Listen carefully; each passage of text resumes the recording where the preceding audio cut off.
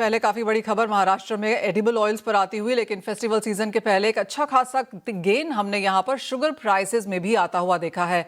हमारे साथ अब इस्मा के डीजी दीपक बलानी जुड़ चुके हैं। दीपक जी नमस्कार। और शुगर काफी स्वीट तो है ही, लेकिन हॉट भी बनती हुई नजर आई है इन सेंस ऑफ हेडलाइंस। यहाँ पर जिस तरह से हमने शुगर के प्राइसेस यहाँ पर बढ़ते हुए देखे हैं, अगस्त के महीने में 10 रुपए किलो 10 से 12% की जो तेजी आई है, आप to begin with from scratch आपको क्या लगता है क्यों आई है ये तेजी?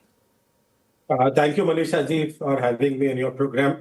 बिल्कुल आपने सही बोला कि काफी ज्यादा तेजी आई थी, जिसकी उम्मीद किसी को भी नहीं थी। और जो भी इंक्रीज हुआ है पिछले कुछ दिनों में, ये कोई मार्केट फंडामेंटल्स की वजह से नहीं हो रहा है, क्योंकि अभी भी अगर आप स्टॉक्स देखेंगे तो हमारे पास सफिशिएंट स्टॉक है अक्टूबर तक का। और आपको मालूम है कि मिल्स जो है वो लगभग सेकेंड थर्ड वीक अक्टूबर में शुरू हो जाती है नई क्रशिंग करना। तो मार्केट अभी भी फंडामेंटल स्ट्रांग है, but unnecessary speculation festival buying के पहले कहीं ना कहीं ये प्राइसेस को अननेचुरल अनजस्टिफाइड बढ़ा दिया गया है, which is absolutely not acceptable. और सरकार ने उसके ऊपर काफी कदम उठाया है। इस्मा और फेडरेशन ने भी सरकार को एश्योर किया है कि हम लोग अर्ली मिल इस सेंटिमेंट्स को कहीं ना कहीं न्यूट्रलाइज करने के लिए हम लोग भी 10 से 15 दिन पहले बिल चलाने को रेडी हैं। और सरकार ने उस पर भी एक सर्कुलर इशू किया था कि जो भी हम अक्टूबर में प्रोड्यूस करेंगे as an additional quota, because there will be some recovery loss और यील्ड में लॉस होगा, तो जो भी अक्टूबर में प्रोड्यूस करेंगे वो हम अक्टूबर और नवंबर में एडिशनल कोटा बेच सकते हैं, which is itself N incentive. तो मुझे पूरी उम्मीद है कि मिल्स जल्दी भी शुरू हो जाएंगी, which will neutralise the sentiment. But I think सरकार और भी कई सारे कदम ले रही है, which we are welcoming. I think we have to do everything to cool off the prices so that the burden is limited on the consumers. Deepak ji, आप एग्जैक्टली आपने वो वर्ड्स नहीं कहे, लेकिन अगर हम इसे स्पेकुलेशन भी माने, अनजस्ट है, अननेचुरल अगर ये प्राइस इंक्रीज है, उसके बावजूद भी सरकार की इतनी सारी मेजर्स के बावजूद भी अगर प्राइसेस में तेजी है, कैसे देखा जाए उसे? इसके कई फैक्टर्स हो सकते हैं, कोई एक फैक्टर कहना बहुत मुश्किल है। बट मुझे लगता है कहीं ना कहीं मार्केट जो है वो एल नीनो को भी फैक्टर इन कर रहा है। हालांकि अभी तक कोई ऐसा ग्राउंड पे एविडेंस नहीं है कि नेक्स्ट ईयर क्रॉप जो है बिकॉज मॉनसून के डेफिसिट से कहीं ना कहीं इम्पैक्ट हुआ है। बट आई थिंक क्योंकि लगभग 13 से 15% बारिश में डेफिसिट है अभी तक, और मॉनसून काफी पैची है स्पेसिफिकली महाराष्ट्र और कर्नाटक में, तो कहीं ना कहीं मार्केट उसको भी फैक्टर इन कर रहा है। जैसे लेकिन मैंने बोला अभी तक ग्राउंड से कोई ऐसा एविडेंस नहीं कि क्रॉप अफेक्टेड है। बट मार्केट है, मार्केट कई सारी चीजों को देखता है। बट मुझे लगता है कि अभी वो I think it is too early to predict. I think at least हमको एक महीना और वेट करना चाहिए टू असेस द क्रॉप। और जहां तक अभी तक है, क्रॉप अभी तक अच्छी हेल्दी है।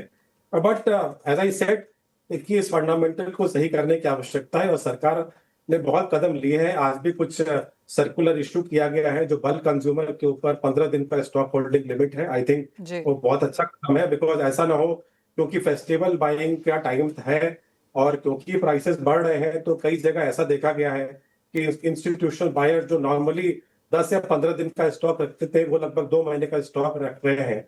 तो which is also leading to more speculation, more buying, and which is not actually getting into the market. तो कहीं ना कहीं जो अब सरकार कई सारे मेजर्स ले रही है, तो मुझे लगता है कहीं ना कहीं प्राइसेस स्टेबल होंगे या कूल ऑफ होंगे। Point taken. एक और जो नैरेटिव बाजार में काफी स्ट्रांगली चल रहा है वो ये कि शायद भारत को ऑलमोस्ट 10-12 साल के बाद शायद चीनी इंपोर्ट करनी पड़ सकती है।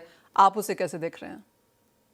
देखिए, अभी तक तो सरकार का कोई नोटिफिकेशन अभी तक नहीं है कि इंपोर्ट करेंगे, लेकिन अगर इस सेंटिमेंट्स को कहीं ना कहीं हमें स्टेबल करना है, और अगर सरकार को लगता है कि कुछ अगर हम इंपोर्ट करके अगर हम प्राइस को स्टेबल कर सकते हैं, अगर ऐसा कोई नोटिफिकेशन आता है तो हम उसका स्वागत करेंगे। लेकिन अभी तक जब तक नोटिफिकेशन ना आ जाए, जब तक एक फाइनल डिसीजन न हो जाए, तो उस पर कमेंट करना बहुत मुश्किल है।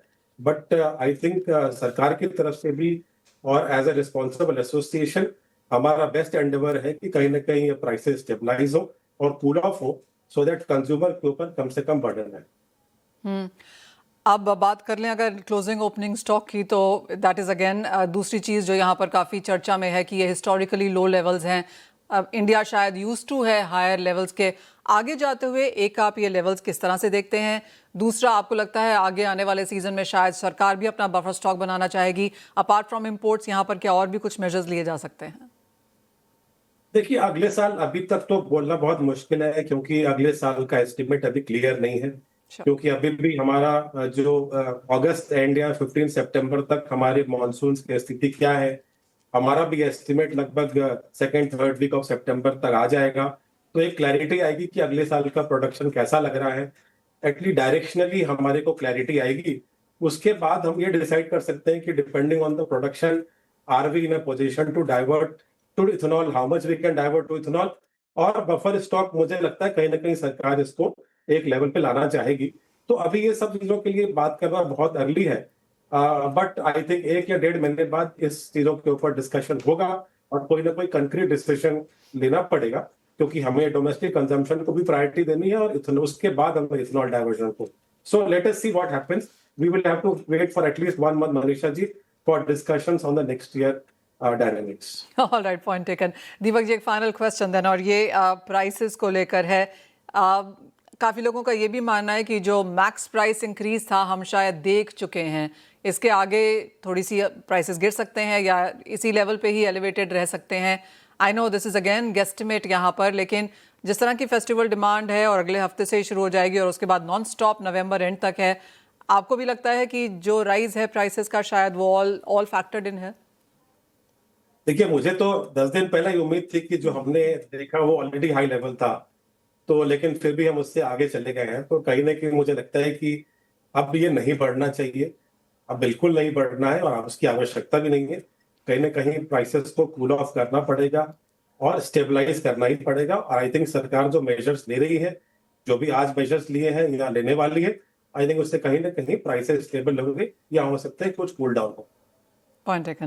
मिस्टर दीपक बलानी, एज ऑलवेज बहुत शुक्रिया साथ जोड़ने के लिए, सभी सवालों के जवाब भी देने के लिए।